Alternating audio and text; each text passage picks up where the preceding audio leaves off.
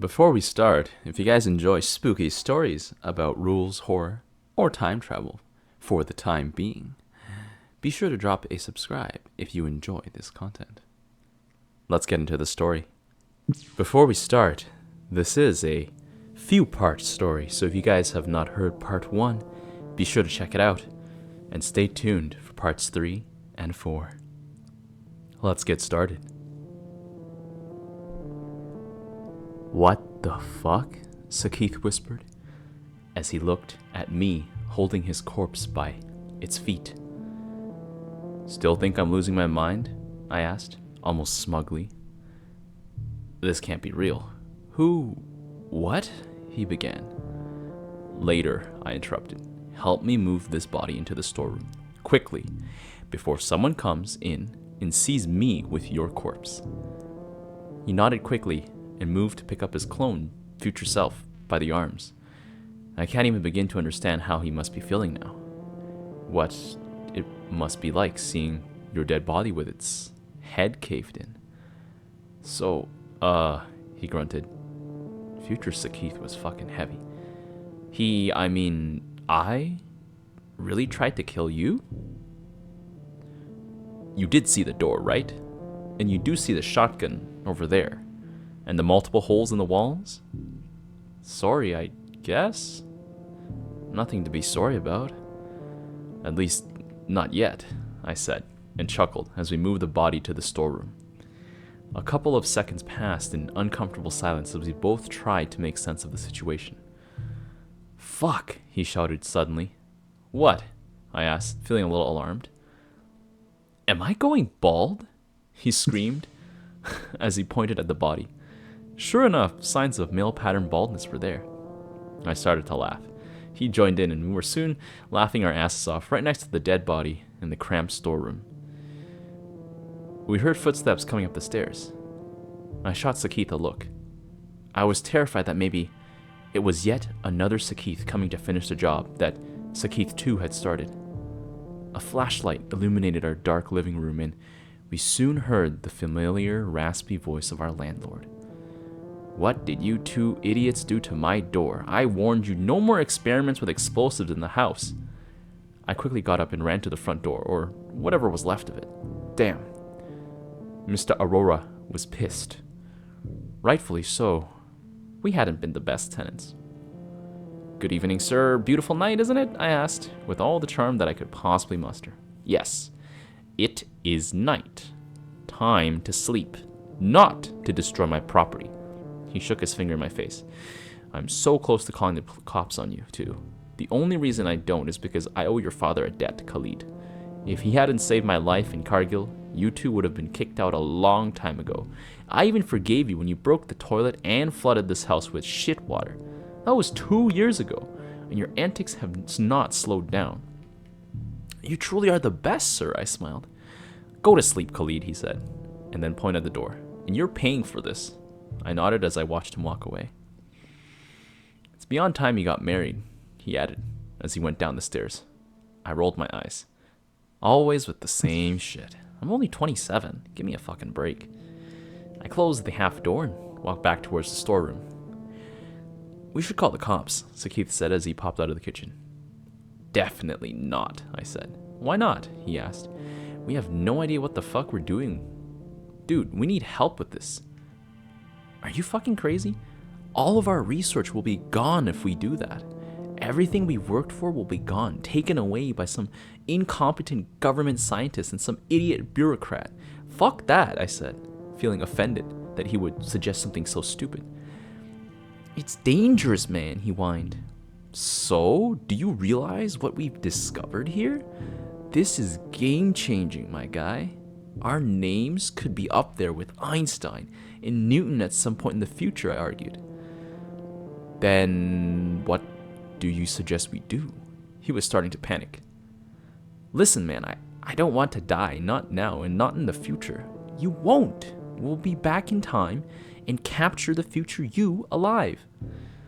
2:15 a.m. "We need to be quick about this. We need to figure out how our machine works and use it to fix this, all before someone finds out your corpse or it starts stinking up the entire city," I said. Can we please just call him Sakith 2? Sakith 2's body sounds a little less creepy than my corpse. For all we know, this dude could be from an alternate reality. Whatever you say, Sakith 1, I grinned as he grunted in annoyance. Alright.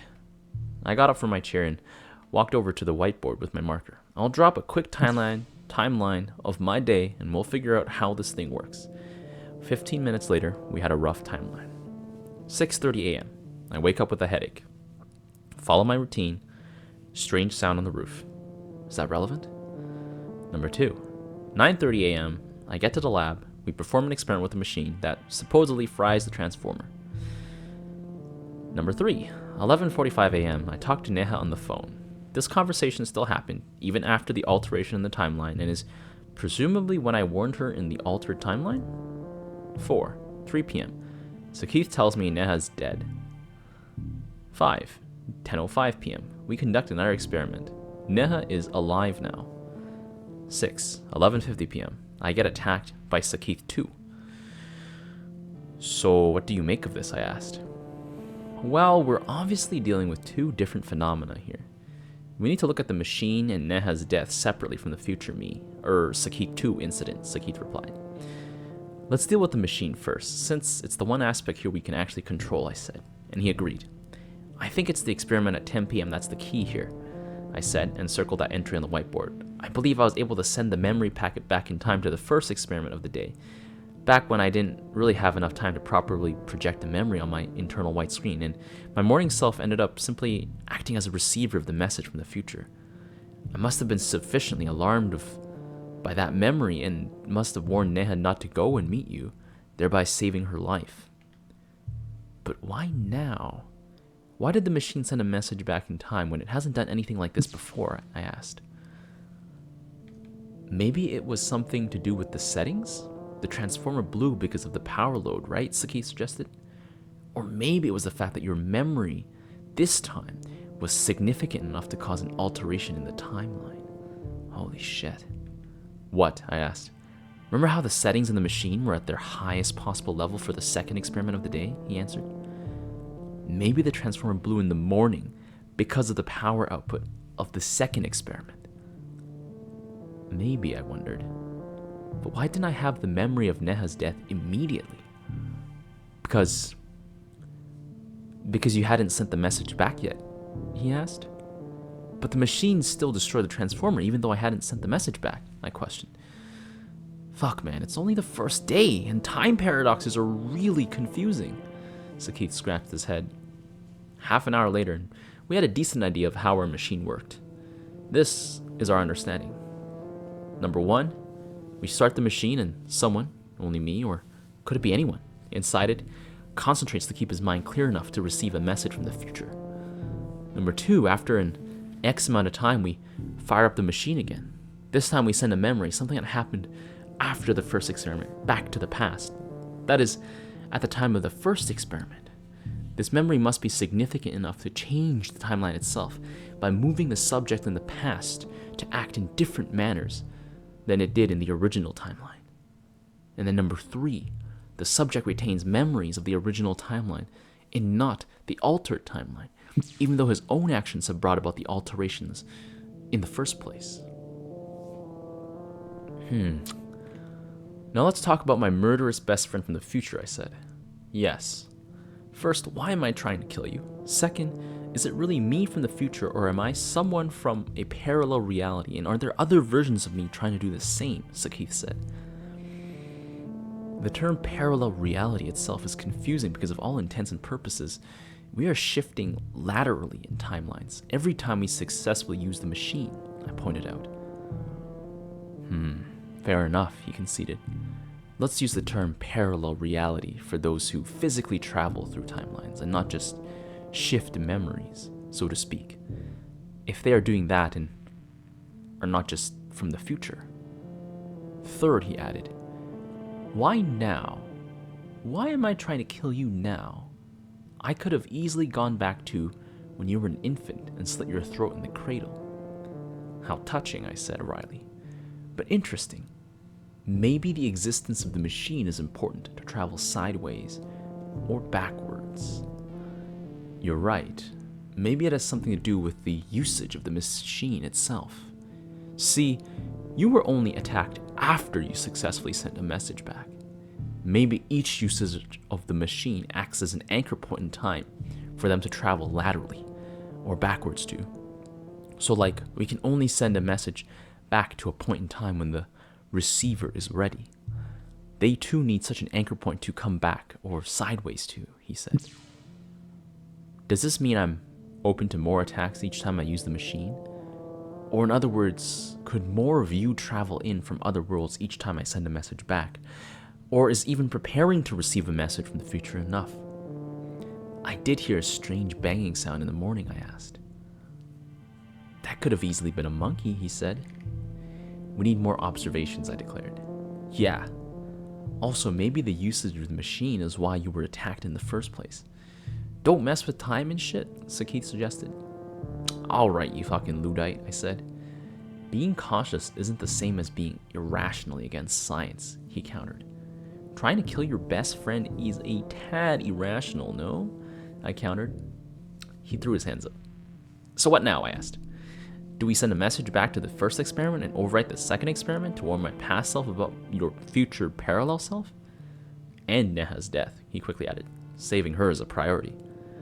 Exactly, I said. What happens if the message gets too garbled because of overwriting? Or what if I refuse to believe all this crazy shit and Neha ends up dying? Can we really risk it? You're right, he agreed. We can't risk it. Fuck. We could have learnt a lot from him. So what the fuck do we do about the body? First we need a blank slate, I said. We need to set up a point in time that we can send messages back to in case of an emergency. The table went sliding into the machine. I felt a chill run down my spine.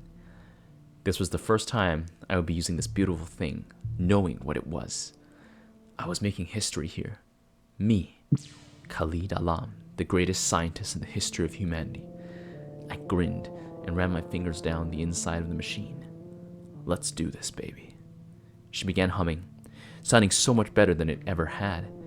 It was hard to concentrate, but eventually I was in the zone.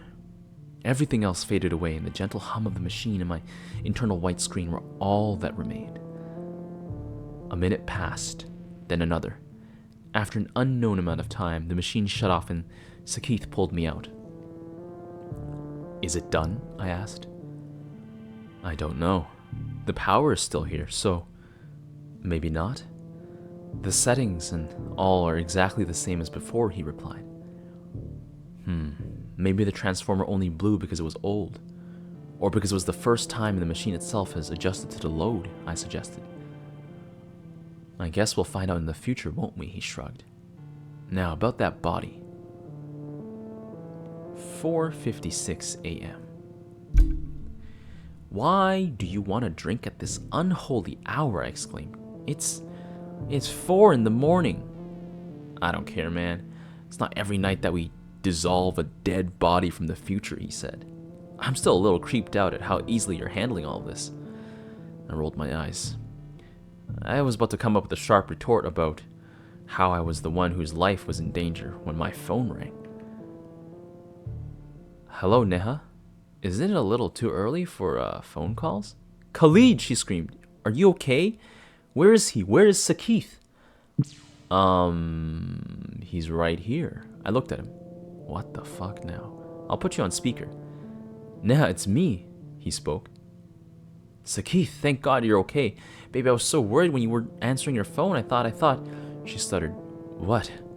What happened? I asked. Your house. Someone burnt it down, she cried. Mr. Aurora, he's dead and God, oh, so there really were more than one Sakiths coming from the future. We were in the lab, Sakith said. Pulled an all-nighter. I'm coming to your place now. I raised an eyebrow. He put his hand up to tell me to wait and said his goodbyes. You lied to her, I said accusingly. Not really, he grinned, because we were about to change the past and capture the me that burned down our house, so this conversation would never have taken place. Fuck yes, let's go grab that shotgun, I said, feeling pumped. We'll already have that in the past, he pointed out. Let me have my moment, dude, I pleaded. Unknown time. My head was pounding, as if someone had taken a hammer to it, cracked it open, and was now playing with every pain receptor in there, however few there were. I heard someone screaming, probably Sakith. I blinked my eyes open. I realized I was on the floor. Get up, Khalid, I heard him scream. Fuck, not so loud, asshole. My head hurts. The damn tube light is so bright. I looked around. We were in our house. I wasn't a charred mess, at least. That's good. I was back in the kitchen. I stumbled out into the living room. The first thing I saw was Mr. Aurora's headless body, stuck to the wall with a sword through the chest. A sword penetrated the fucking concrete wall. I swung my head and saw a terrified-looking Sakith with his eyes fixed at the ceiling. I looked up, and it was something I really shouldn't have done.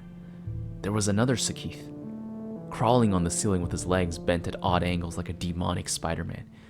He hissed as he saw me, and started crawling towards me at unnatural speed. Just then, yet another Sakith popped out of OG Sakith's bedroom and started running at me with a sword. I had barely time to step back when Demon Sakith jumped down and tackled me to the floor. What incredible strength. He easily pinned me down and took out a knife from his back pocket. I thrashed like a wild animal, but to no avail. He was too strong. This is not how I was going to die, you piece of shit. He stretched back to try and stab my throat, but there was a huge bang and he was thrown backwards. I coughed and looked at Sakith. Maybe he had found the shotgun? Nah, that wasn't him. He was still cowering on the floor. Was he bleeding? Who saved me? Another bang. Multiple holes appeared in Sword Sakith and he flew backwards gracelessly. I looked at Sakith again, who was gawking at something behind me. I turned around. Come with me if you want to live. I saw another me holding a shotgun, looking down at the real me with the grin on his face. Damn.